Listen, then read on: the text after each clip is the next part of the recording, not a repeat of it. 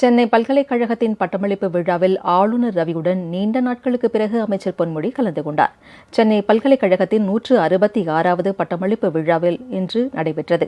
துணைவேந்தர் நியமனம் தொடர்பாக ஆளுநருக்கும் அரசுக்கும் இடையே ஏற்பட்ட கருத்து வேறுபாடு காரணமாக துணைவேந்தர் பதவி காலியாக உள்ளது. இதனால் உயர்கல்வித்துறை செயலாளர் கையெழுத்துடன் பட்டங்கள் வழங்கப்பட்டன. இந்திய அணுசக்தி துறையின் முன்னாள் தலைவர் அனில் ககோட்கர் சிறப்பு விருந்தினராக கலந்து கொண்டு இந்த பட்டமளிப்பு விழாவில் ஆளுநர் ரவியுடன் நீண்ட நாட்களுக்கு பிறகு உயர்கல்வித்துறை அமைச்சர் பொன்முடியும் பங்கேற்றார். மொத்தம் 1,07,821 பேர் பட்டங்கள் வழங்க தகுதி பெற்ற நிலையில் நேரடியாக 1,031 பேர் ஆளுநரிடம் இருந்து பட்டங்களை பெற்றனர்.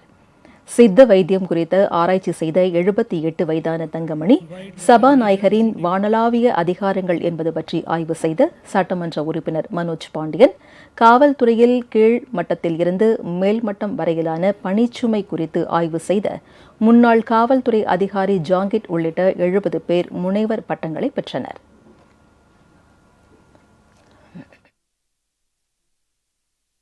ஆராய்ச்சிக்கு வயதே கிடையாது. 2015 தீசிஸ் சப்மிட் பண்ணேன். 10 ஆண்டுகளுக்கு பிறகுதான் எனக்கு பட்டம் கிடைத்தது. அது சம்பந்தமான என்னுடைய தீசிஸ் ஜெர்மனிக்கு சென்றது, வட இந்தியாவுக்கு சென்றது, தென்னிந்தியாவில் ஆந்திராவுக்கு சென்றது. எல்லோரும் ஒருமித்த கருத்துடன் இவருக்கு டிலிட் பட்டம் வழங்கலாம் என்று கூறினார்கள். இது என்னுடைய பிஹெச்டி சப்ஜெக்ட்னா quantification of police performance. Quantification of police performance, that means police பர்ஃபார்மன்ஸ்க்கு எப்படி மேஜர் பண்ண முடியும், எப்படி போலீஸ் நல்லா பண்ணியிருக்காங்க, எல்லோரும் எப்படி பண்ணியிருக்காங்க, அதுக்கு மேஜர் எப்படி பண்ணுறது, அதுக்கு நாங்கள் இது பர்ஃபார்மன்ஸ் மெஷர்மெண்ட் அதில் இதை டிகிரி பண்ணியிருக்கேன். இதை ரிசர்ச் பண்ணிட்டு எனக்கு டிகிரி கிடைச்சது.